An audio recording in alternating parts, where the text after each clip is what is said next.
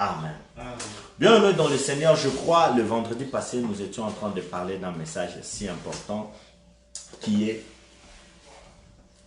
candidat du royaume de cieux. Alléluia.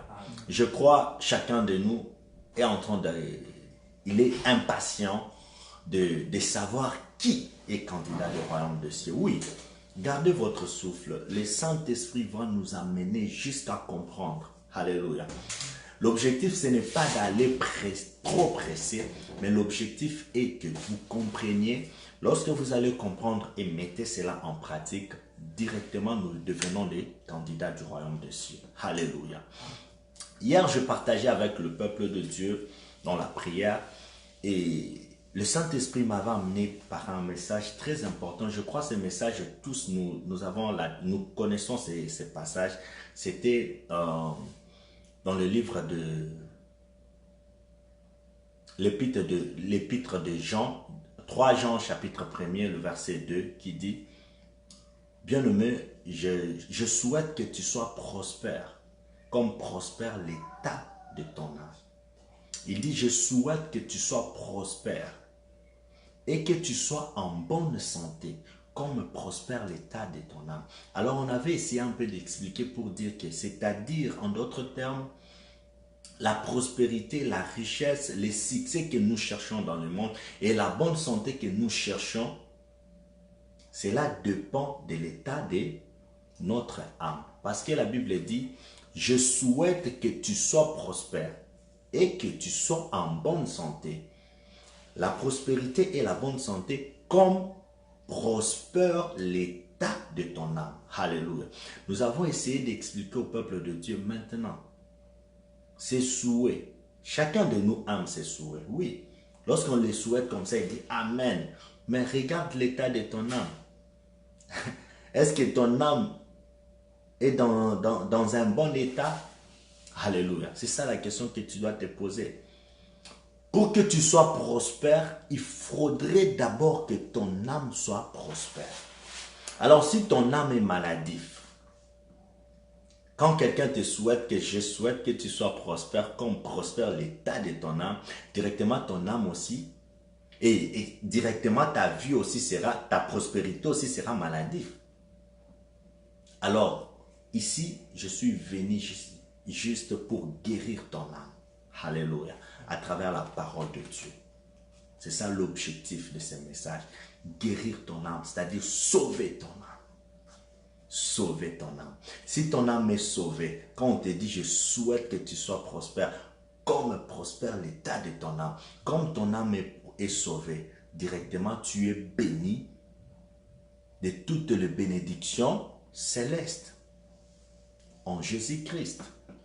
Alléluia. Amen. Alors est-ce qu'il y a quelqu'un qui veut réellement que son âme soit prospère ce soir? Amen. Alors le thème de notre message était qui est candidat du royaume de cieux. Alors, notre texte de base, c'était dans Matthieu chapitre 7, le verset 21, qui dit ceci, je reprends. Ceux qui me disent, Seigneur, Seigneur,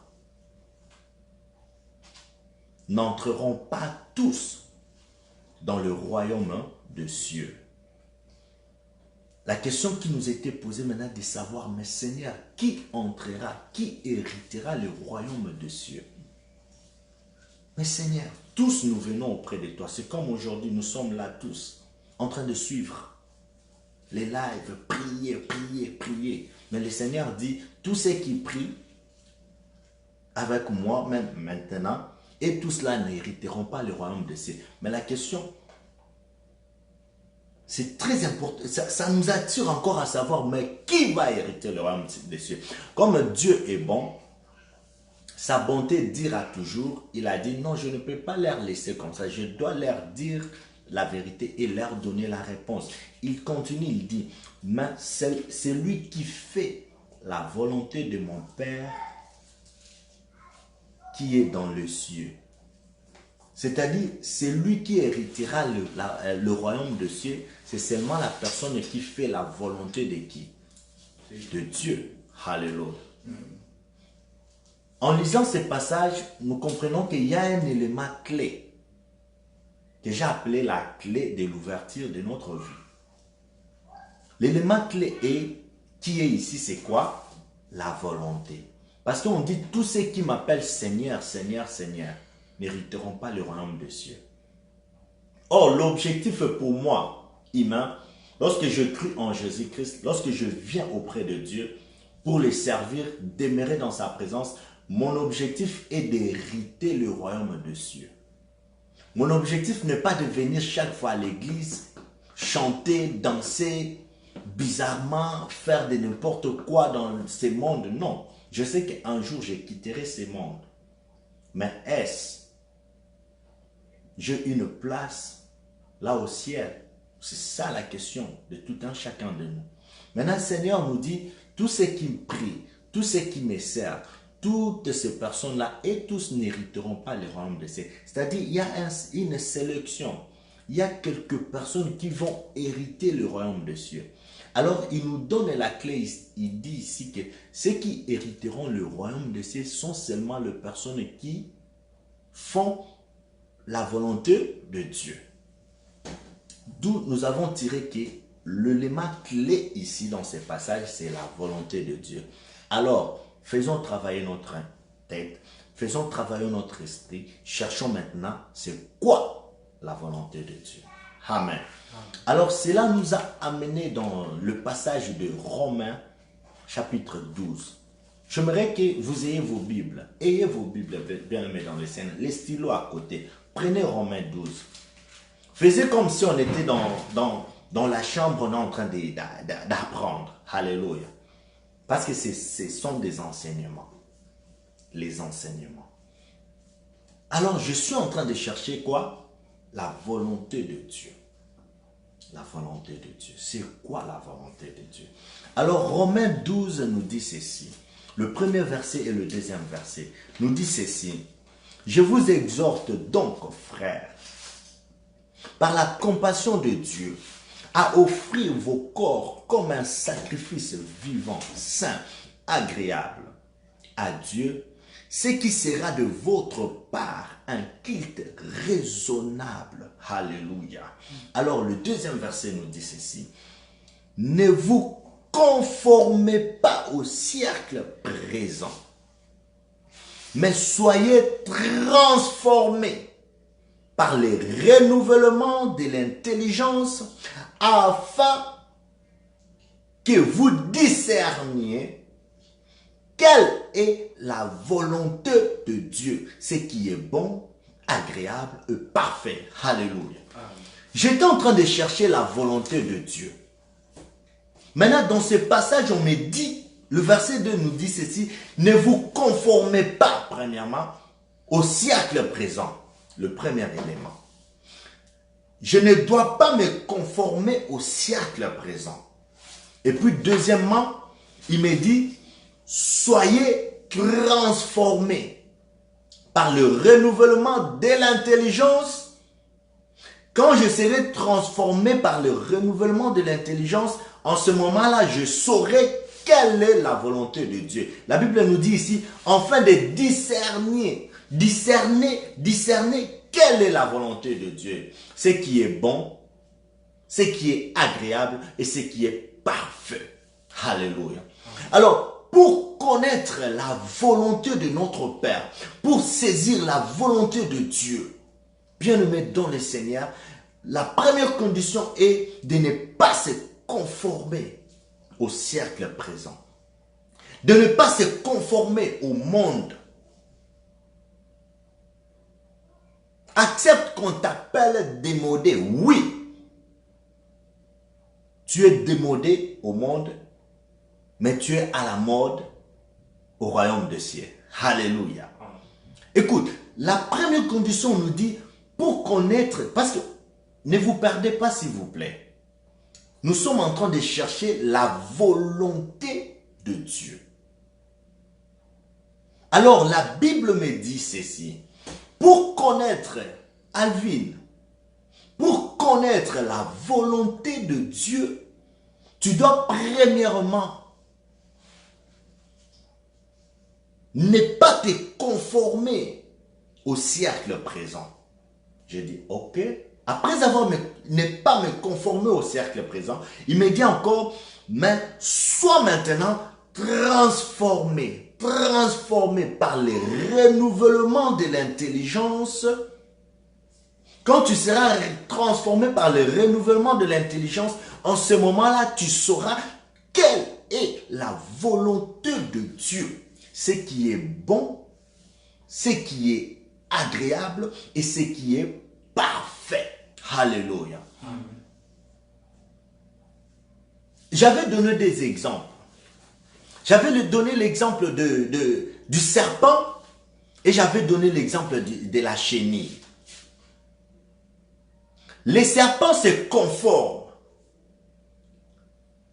Les serpents, lorsqu'ils voient que son corps est devenu ancien, qu'est-ce qu'il fait? Il cherche à se conformer, il fait comme s'il s'est transformé. Mais en d'autres termes, il était en train de se conformer. Il fait quoi? Il enlève sa peau ancienne. Mais il reste simplement ce qu'il était auparavant. Il était serpent. Lorsqu'il enlève sa peau, il reste toujours qui? Serpent. Amen. Et je donne un autre exemple de la chenille. La chenille, lorsqu'il se transforme, il passe par des processus. Lui qui était chenille, il se transforme, il se transforme, il se transforme, il se transforme. Il devient papillon. Alléluia. La chenille a totalement transformé, c'est-à-dire il a changé. Mais les serpents, lorsqu'il cherchait à se métamorphoser, mais en réalité, il reste ce qu'il est. La parole de Dieu nous dit maintenant ici, pour connaître la volonté de Dieu, ne vous conformez pas. Ne soyez pas comme le serpent, mais par contre, soyez comme la chenille. Parce que la chenille, lorsqu'elle passe par le lot de baptême, il meurt en lui et lorsqu'il ressuscite, il ne ressuscite pas la chenille, mais il ressuscite quoi? Le papillon. Alléluia. C'est ça la transformation que la Bible nous demande. Pour connaître la volonté de Dieu, je dois être transformé par l'intelligence. Alors aujourd'hui, je vais parler de ces deux termes. Conformer et transformer. Alléluia. Prenez ces deux exemples que ça reste dans vos têtes. Bien-aimés dans le Seigneur, aujourd'hui nous avons des chrétiens qui se conforment aux chrétiens. C'est-à-dire, ils partent à l'église chaque dimanche. Ils sont là à l'église chaque dimanche. Au service à l'église chaque dimanche. Ils font tout. Et lorsque nous les humains, nous les regardons, nous disons, maman na Yesu, papa na Yesu. Oui, mais or, Jésus-Christ ne regarde pas ce qui brille. Ne regarde pas l'apparence physique, mais Jésus-Christ regarde l'intérieur. Or, l'intérieur, tu es un serpent. Tu veux nous faire croire que j'ai changé les caracas. Beaucoup de chrétiens se conforment, mais ils ne sont pas transformés. Mais or, pour hériter le royaume de Dieu, bien-aimé dans le Seigneur, mon frère, ma soeur, et moi qui vous prêche, nous devons être transformés. Alléluia. Et cette transformation, c'est un processus qui contient plusieurs étapes. C'est conformer. Je suis en train de chercher la volonté de Dieu. Seigneur, aide-nous à savoir quelle est ta volonté. C'est quoi ta volonté? Alors on me dit, pour savoir la volonté de Dieu, ne te conforme pas au cercle présent. Ok? Pour savoir sa volonté, sois transformés par le renouvellement de l'intelligence. Ah bon? Ok, je comprends. Maintenant, je dois savoir c'est quoi se conformer. Je dis conformer. C'est conformer. En réalité, tu te conformes dans ton esprit. Tes caractères se conforment. C'est-à-dire faire comme. Mais par contre, tu n'es pas comme.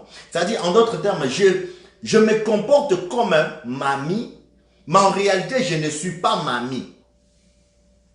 À mon intérieur, je suis Alvin, mais devant les hommes, je donne le visage d'être comme un mamie. Alléluia. C'est ça, c'est conformer. J'aimerais donner certaines définitions. Conformer, c'est façonner au modèle d'un autre. C'est façonner au modèle d'un autre. C'est conformer. C'est façonner au modèle D. C'est conformer.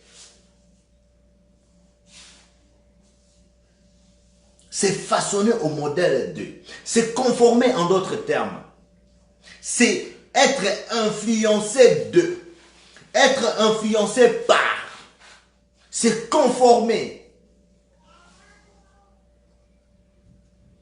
C'est prendre la forme de. Je me conforme.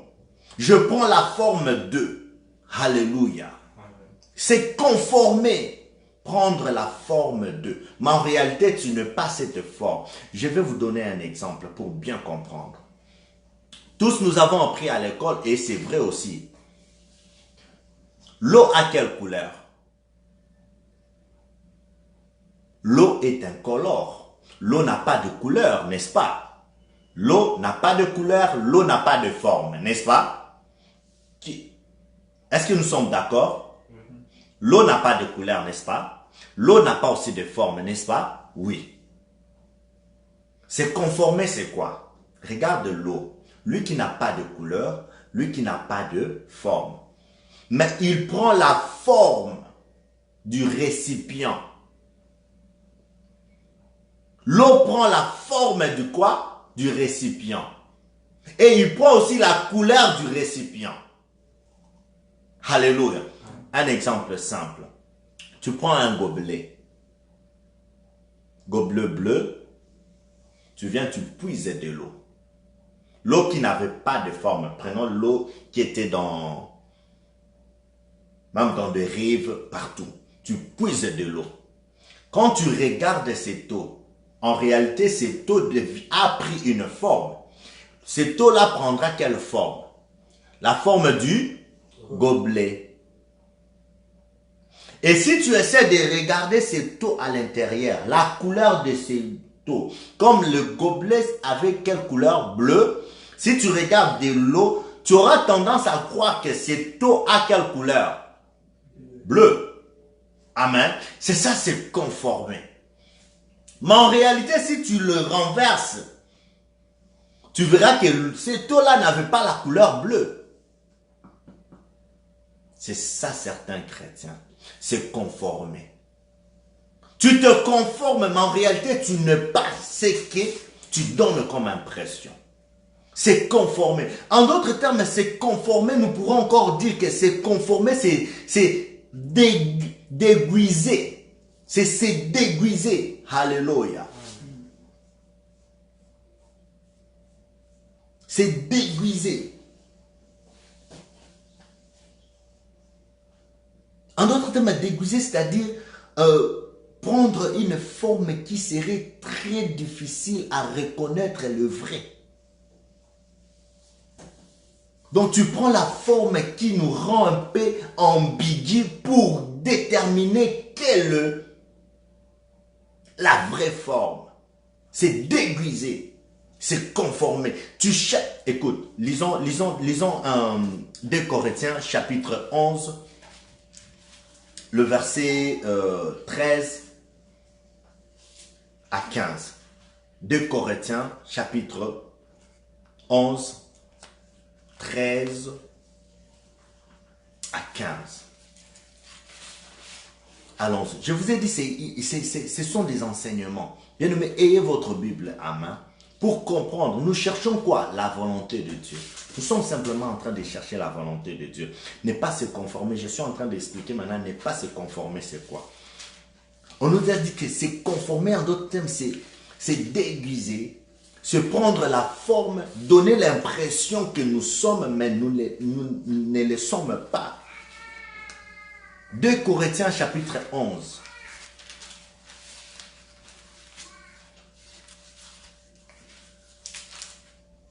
Moi, je vais lire 11, 13, 15.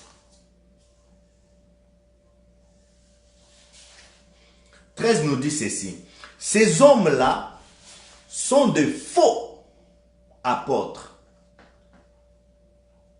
Ces hommes-là sont de faux apôtres. Des ouvriers trompeurs, déguisés.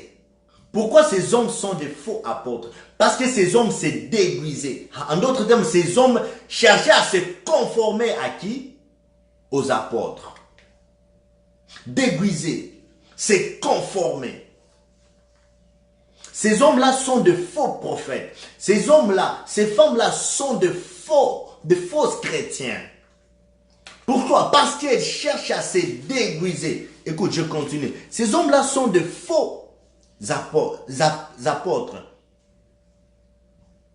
des ouvriers trompeurs, déguisés en apôtres de Christ, 14, et cela n'est pas étonnant, puisque Satan lui-même se déguise en ange de lumière. Alléluia. Regarde Satan. Satan se conforme en ange de lumière. Il s'est dit que je suis l'ange de lumière. Mais pourtant, il est Satan, l'ange du ténèbre. Alléluia. C'est ça, c'est conformer. Bien-aimés dans le Seigneur, ne vous conformez pas. Ne prenez pas la forme d'eux. Mais par contre, vous devez être quoi? Transformé. Maintenant, regardez, vous vous conformez à quoi? Nous, le peuple de Dieu, nous nous conformons à quoi? Nous allons vite, si vite dans 1 Jean, chapitre 2, le verset 15 à 16. 1 Jean 2, 15 à 16. 1 Jean 2, 15 à 16. Ne vous conformez pas. 15 nous dit ceci. N'aimez point le monde, ni les choses qui sont dans le monde. Si quelqu'un aime le monde, voilà là-bas on nous a dit, ne vous conformez pas au siècle présent. Alléluia. Ici on affirme encore, n'aimez pas le monde. Si quelqu'un aime le monde, l'amour du Père n'est point en lui. 16. Car tout ce qui est dans le monde, la convoitise de la chair, la convoitise des yeux et l'orgueil de la vie ne vient point du Père, mais vient du monde. Alléluia. Voilà là où toi tu te conformes. Toi tu te conformes aux choses que tu es en train de voir avec tes yeux. Tu as oublié la parole de Dieu. Que dit la parole de Dieu pour telle situation? Tu veux te conformer au monde actuel. La convoitise, les choses que tu es en train de voir, ce sont des choses éphémères. Ça va te laisser. Ton âme sera isolée un jour. Alléluia. Bien-aimés, ne vous conformez pas. Quittez cette étape. Se conformer, je vous ai dit, c'est prendre la forme d'eux. Mais en réalité, tu n'as pas cette forme. C'est ça, c'est conformer. Ne vous conformez pas. Quittez ces choses au nom de Jésus-Christ de Nazareth. Amen. Alléluia. La parole de Dieu nous dit ceci. Si vous entendez sa voix, n'endurcissez pas vos cœurs. Bien-aimés, je ne suis pas venu faire du théâtre avec vous. Mais je vous parle de la parole de Dieu. Quittez les choses de ce monde. Ne vous conformez pas au monde. Mais par contre, soyez transformés. Toi, dans ta vie, tu es sorcier, sorcière. Alléluia. Mais tu vas à l'église chaque jour. Tu es là, Dieu te lève. Vous connaissez l'histoire de Diotlef? C'est dans la Bible. Il se met en première position. Il est actif. Mais il est là pour détruire les églises. Il est là pour confondre, pour faire du commérage toujours. Diotlef. Quitte cet esprit-là. Ne te conforme pas aux choses de ce monde. Cette convoitise et les choses que tu es en train de voir, tu apprécies, ce sont des choses éphémères. Ça va te laisser un jour. Alléluia. Amen. Quitte cela. Cherche la voie de Dieu. Au nom de Jésus-Christ. J'ai expliqué, c'est conformer. C'est conformer. La parole de Dieu nous dit, ne vous conformez pas à ces choses. Nous sommes simplement en train de chercher la volonté de Dieu. C'est quoi la volonté de Dieu? Et la parole de Dieu nous dit que pour connaître la volonté de Dieu, premièrement, ne vous conformez pas aux choses, au cercle présent. Ok, j'ai compris, c'est conformer, c'est quoi? C'est prendre la forme de, mais en réalité, tu n'es pas. Prenez, si vous oubliez tout, prenez même l'exemple de l'eau.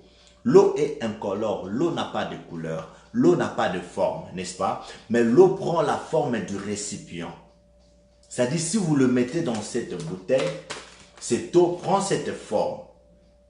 Et si la bouteille était ouverte, je regarde comme ça, si la bouteille était rouge, je vais remarquer que l'eau aussi prendra la couleur rouge. Mais en réalité, l'eau n'est pas rouge. Alléluia. C'est ça, c'est conformer. Peuple de Dieu, ne te conforme pas aux chrétiens, mais sois chrétien. Alléluia. Amen. Je vous ai dit la semaine passée que la première fois qu'on a appelé le chrétien, c'était à Antioche. Pourquoi? Parce qu'ils avaient vu en eux l'image de Christ. Ils représentaient Christ. Alléluia. Je prends le deuxième terme qui est, la parole de Dieu nous dit, mais soyez quoi? Transformés. Transformés. Soyez transformés par le renouvellement de l'intelligence. Le renouvellement de l'intelligence. C'est ça la transformation que la Bible te demande. Si tu es transformé par le renouvellement de l'intelligence, en ce moment-là, tu sauras quelle est la volonté de Dieu. Maintenant, transformer. Ce mot transformer, dans son origine grecque, signifie métamorpho. Métamorpho. Métamorpho. Alléluia. Métamorpho, c'est-à-dire, qui se traduit en français, transfiguré. C'est transformé en grec, c'est-à-dire métamorpho. Métamorpho, en français, c'est-à-dire, c'est transfigurer, changer.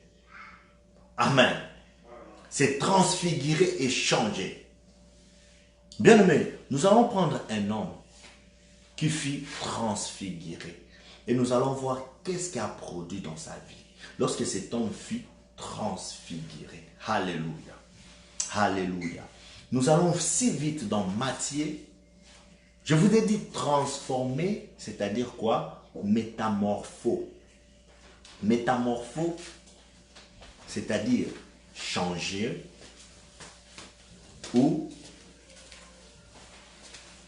alléluia. Amen. Changer ou transfigurer. Alors nous allons dans Matthieu chapitre 17.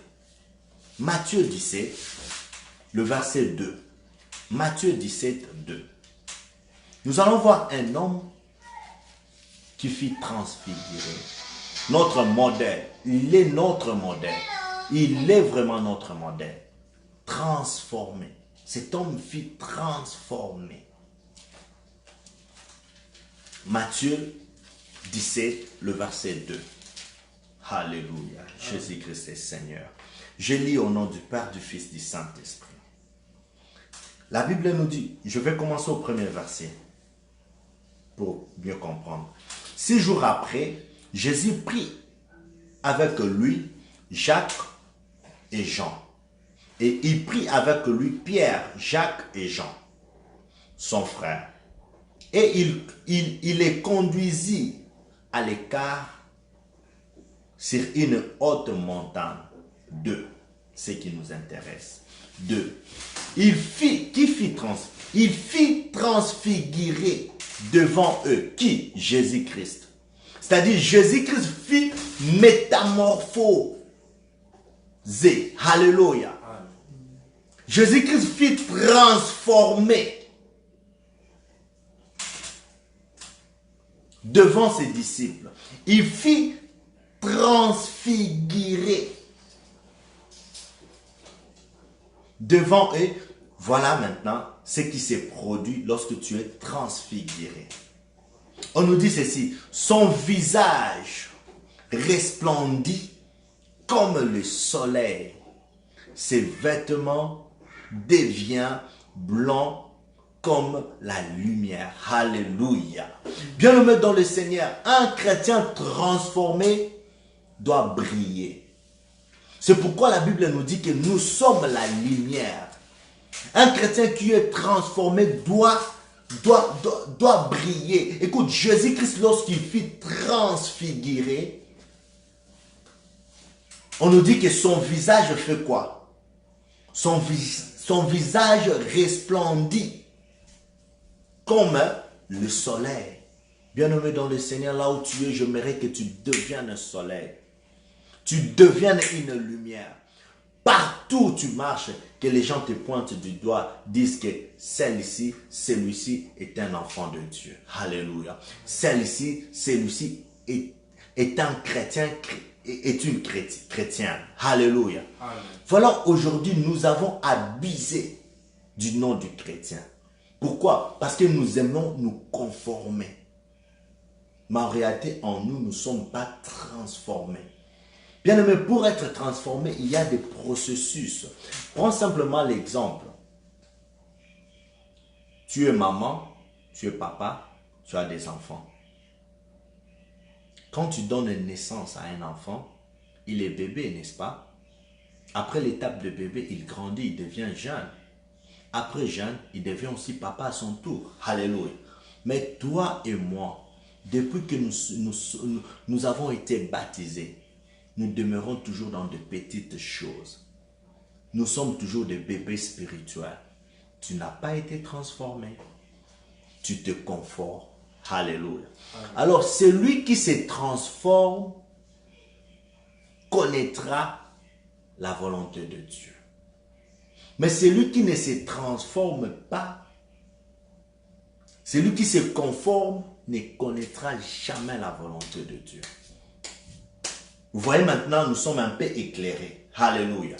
C'est-à-dire, pour que je comprenne quelle est la volonté de Dieu, comme la parole de Dieu me dit, tous ceux qui me disent Seigneur, Seigneur, Seigneur, n'hériteront pas et tous le royaume de Dieu. Seulement ceux qui feront la volonté de Dieu. J'étais en train de chercher la volonté de Dieu. Or, on me dit, pour connaître la volonté de Dieu, tu ne dois pas te conformer au cercle présent, mais pourtant, tu dois être quoi? Transformé. En d'autres termes, tu dois être transfiguré, comme notre Seigneur Jésus-Christ fit transfiguré et son visage resplendit comme la lumière, comme le soleil. Et ses vêtements, waouh, comme la lumière. Alléluia. Bien-aimé, deviens lumière. Que je devienne lumière. Que je sois transformé par le renouvellement de l'intelligence. Maintenant, on nous dit d'être transformé par quoi? On nous dit que par le renouvellement de l'intelligence. En d'autres termes, c'est-à-dire quoi? Être transfiguré, être changé complètement vers le meilleur. Par le renouvellement de l'intelligence, c'est-à-dire se transformer dans le meilleur. Toi, tu te transformes où? Alléluia. Bien-aimé, je suis transformé. Comme je suis transformé, je dois maintenant connaître la volonté de Dieu, n'est-ce pas? Parce que je suis transformé. Je vous ai dit que transformé dans son origine vient du mot grec qui signifie métamorpho. Alléluia. Métamorpho, c'est-à-dire quoi? Transformer, transfigurer, c'est-à-dire cesser d'être moi pour prendre la nature de Christ. Alléluia. Bien-aimé, tu dois cesser d'être toi. Tu dois cesser d'être toi et prends maintenant la nature de Jésus-Christ. Tu dois prendre la nature de Christ. Deviens comme Christ. Je vais être comme Jésus. C'est ça, c'est transformer. Alléluia. Ne sois pas comme le serpent, mais deviens comme la chenille. Aujourd'hui, ce soir, tous nous sommes des papillons. Alléluia. Nous devons voler maintenant très loin. Alors, si tu es papillon, écoute, nous allons lire 1 Jean, chapitre 2, le verset 17. 1 Jean 2, 17. Bien-aimés, ne vous perdez pas. Je suis simplement en train de chercher la volonté de Dieu. Alors, on me dit, pour savoir la volonté de Dieu, je ne dois pas me conformer au siècle présent. Ok. Et on me dit quoi? D'être transformé par le renouvellement de l'intelligence. Donc je dois être transfiguré. Je dois me métamorpho. Métamorpho, c'est-à-dire quoi? Cesser d'être moi pour prendre réellement la nature parfaite de Christ. Quand les gens me voient, ils voient réellement que celui-ci, c'est un enfant de Dieu. Celle-ci, c'est une chrétienne. Pas chrétien par le nom. C'est pourquoi moi, je n'appelle pas tout le monde des chrétiens. Tout le monde n'est pas chrétien. Celui qui se conforme, il n'est pas chrétien. Elle n'est pas chrétienne. Mais un chrétien, c'est celui qui est transformé. Alléluia. Amen. Alors, nous lisons 1 Jean, chapitre 2. 1 Jean 2. Le verset 17.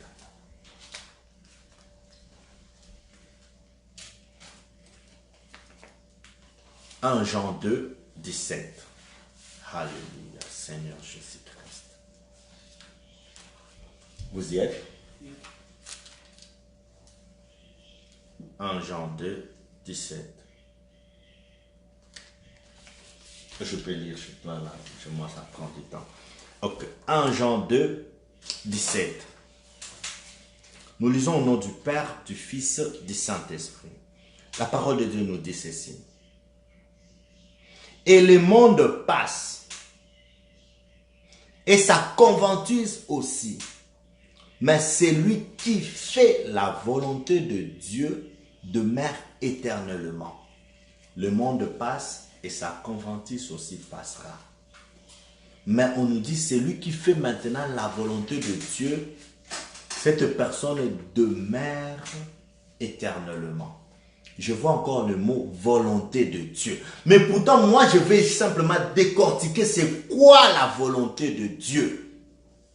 Alléluia. Alors ici, j'ai encore une autre lumière. On me dit que celui qui fait la volonté de Dieu demeure éternellement. Or, ce qui demeure éternellement, c'est ce qui vient de Dieu. Or, le royaume de cieux demeure éternellement. Ah bon? C'est-à-dire, si je fais la volonté de Dieu, effectivement, je confirme que la volonté de Dieu